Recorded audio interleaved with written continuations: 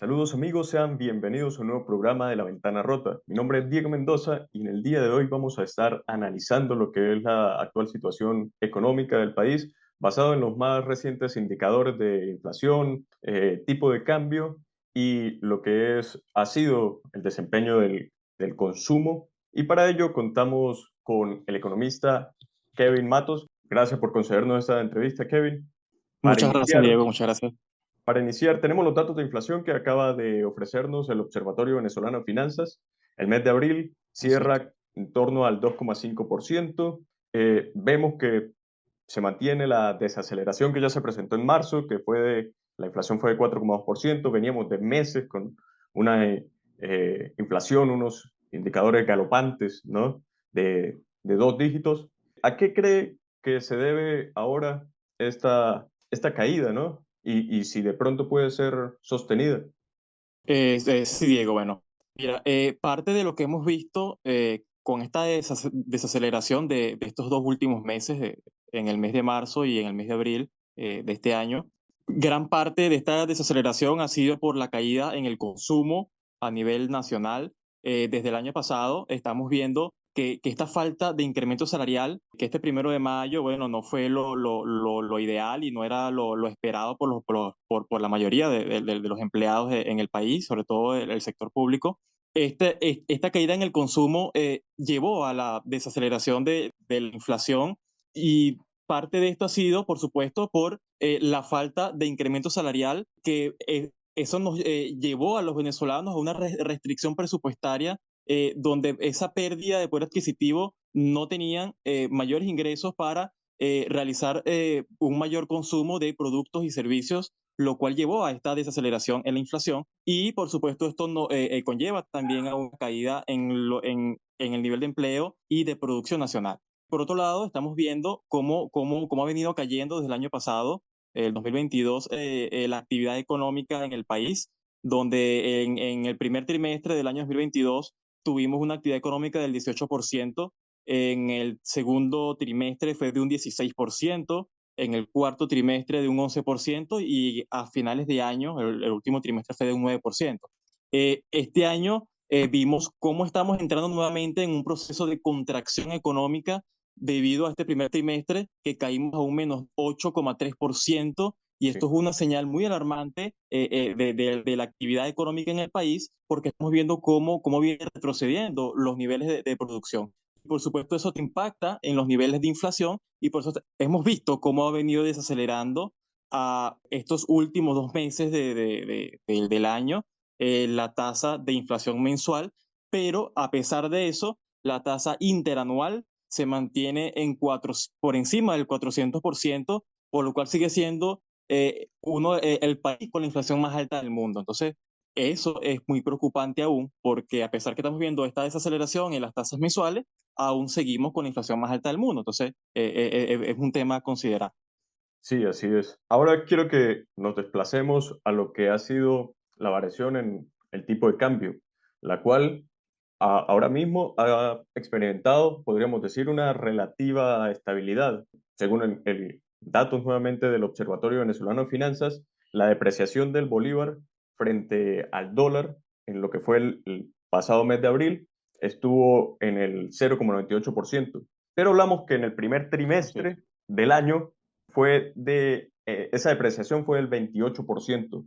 Y se escucha mucho que en este dato hay una importancia determinante de lo que ha sido el papel de la licencia concedida a Chevron. Pero yo quiero que usted nos explique mejor por qué se dice que Chevron ha jugado un papel fundamental en la estabilidad, en la relativa estabilidad de la tasa de cambio, el tipo de cambio. Sí, por supuesto. La licencia concedida a Chevron, que ya es una empresa estadounidense que empezó a operar y empezó a realzar y a incrementar un poco la producción petrolera en el país. Pero fíjate que este año, en el primer trimestre, hubo un estancamiento en los niveles de producción de petróleo, que no superaba los 700.000 barriles por día, y donde mes a mes los incrementos eran entre 15.000 y 20.000 barriles por día, y estos son incrementos írritos muy bajos. Por supuesto, aún falta mucho para recuperar lo que es el sector petrolero y la producción petrolera en el país, porque es muy difícil de 600.000 a 700.000 barriles, que es el promedio que se produce hoy en día en Venezuela, volver a recuperar esos 3 millones de barriles que se producían en el 98, falta mucho para eso y además falta mucha inversión para volver a esos niveles en aquel momento. Sí he visto varios colegas que también han hablado sobre el tema de la estabilidad del tipo de cambio por la licencia concedida a Chevron, por el tema petrolero, pero yo no lo veo, sí ha incidido, pero eso no, por eso no se ha mantenido estable el tipo de cambio. O sea, el tipo de cambio se ha mantenido estable realmente, no ha sido por los niveles de producción petrolera, sino por la desaceleración en la inflación y la caída en el consumo nacional. Entonces, eso es lo que nos ha llevado a una cierta estabilidad del tipo de cambio en estos últimos meses del mes de 2023. Entonces, recordemos que el tipo de cambio es un mercado monetario, por lo cual todo tipo de fenómeno o de incidencia en la tasa de inflación y, por supuesto, en los niveles de consumo y actividad económica te va a incidir automáticamente en el tipo de cambio. Entonces, parte de esta estabilidad que hemos visto ha sido por el tema inflacionario. ¿Cómo no? Entiendo. Sí, bueno, el argumento que he podido leer es que Chevron ofrece en estas mesas de cambio, o está ofreciendo divisas para poder obtener bolívares y luego con esos bolívares Ok. cancelar cada uno de los compromisos que tiene, que no puede cancelárselo al gobierno en dólares y tiene que obligatoriamente ir Que al cambiar los bolívares. Ok. exactamente al mercado oficial y por eso hay como, es lo que se argumenta, ¿no? Que hay como una mayor oferta de dólares y eso alivia un poco lo que Las puede ser condiciones económicas del país. exactamente. Sí, Ah, pero parte, sí, sí ha incidido el tema petrolero, pero en su mayoría ha sido realmente por el tema de la caída en el consumo en el país, que bueno, lo estamos viendo desde el año pasado y la actividad económica que ha venido cayendo y realmente ese ha sido el verdadero factor que ha incidido en la estabilidad del tipo de cambio este año. vale. Es decir, que de mantenerse como parece ser la trayectoria, que no han habido aumentos en lo que es el salario, seguiría cayendo probablemente el consumo y por ende podríamos ver que el tipo de cambio va a mantenerse relativamente estable. Sí, claro, sobre todo en este primer trimestre del año. Tenemos que recordar que cíclicamente la economía, sobre todo en el último trimestre de cada año, siempre incrementa el gasto público y este incremento ha sido por el pago normalmente de las utilidades, que eso conlleva un incremento en el gasto público. Pero mira, hablando del tema cambiario, cíclicamente nuestra economía para el último trimestre del año es cuando hay mayor gasto público y eso va a llevar a que el tipo de cambio aumente. El próximo año, 2024, es un año electoral, es un Sí. año que a mí en lo personal me preocupa mucho porque normalmente en años electorales hay un mayor gasto público y eso conlleva a que haya mayores tasas de inflación.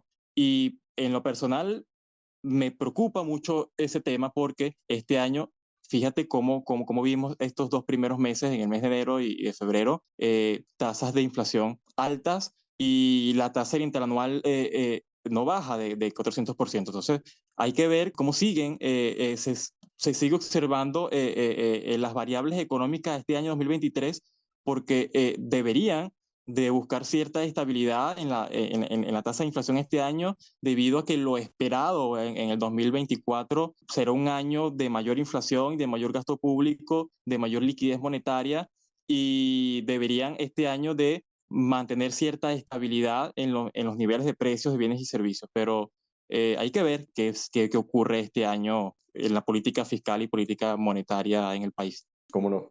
A ver, para cerrar, siguiendo con esto, con lo que ha sido la caída del consumo, firmas como Ecoanalítica, como Data Analysis, también incluso Consecomercio habla al respecto, el Observatorio Venezolano de Finanzas, expone cómo ha habido, tal cual como usted lo dice, una caída en el crecimiento económico en este primer trimestre del año, cercana al 8,3% si se compara con el mismo periodo de tiempo del año anterior. Lo que ha sido con industria en su último informe del último trimestre del año 2022 habla de cómo Claro, hay como la tendencia que se haya estancado los sueldos en el sector privado, cómo las pequeñas claro, empresas, solamente el 50% de las pequeñas empresas están utilizando menos del 20% de su capacidad instalada y las grandes claro. empresas apenas un 39,9% de su capacidad instalada. Teniendo este panorama, ¿qué políticas en materia económica considera que son indispensables para corregir, para intentar solventar esta situación y lograr lo que todo el mundo espera, que es un crecimiento real y sostenido? Sí, por supuesto. Mira, los puntos fundamentales es principalmente aplicar un programa de estabilización macroeconómica en el país, sobre todo principalmente a nuestra moneda. El país debe tener como punto uno disciplina, mucha disciplina fiscal, algo que no se ha tenido desde hace muchos años, y es por eso que en el 2017 Venezuela entró en un proceso hiperinflacionario por la falla que hay en el ámbito fiscal y que no había esa disciplina fiscal. A pesar de que en estos últimos años, sobre todo el 2021, que salimos técnicamente del proceso hiperinflacionario, fue por esta disciplina fiscal que al parecer el gobierno ha venido manteniendo. Este año, al parecer, eso no lo han mantenido. Eso como punto número uno, el tema de la disciplina fiscal. El punto número dos sería aplicar una política monetaria contractiva que permita recoger ese excedente de dinero que hay en nuestro sistema económico y financiero, que permita maniobrar y equilibrar los niveles de inflación en nuestro país.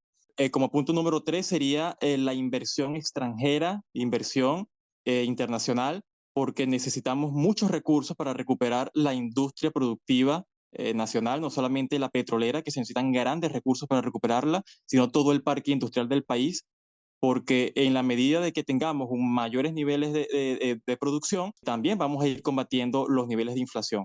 Entonces, por un lado, tenemos que recoger el excedente de dinero y por otro, tenemos que incrementar los niveles de producción. Eso es fundamental para nuestra economía. Como punto número cuatro sería fortalecer y recuperar los servicios públicos en Venezuela, el tema eléctrico, el agua, entre muchos otros. Tenemos que recuperarlo porque eso también incide en la capacidad industrial de nuestras empresas a nivel interno en nuestro país. Entonces, es fundamental recuperar todos los servicios públicos en Venezuela. Eso es demasiado importante, ese tema.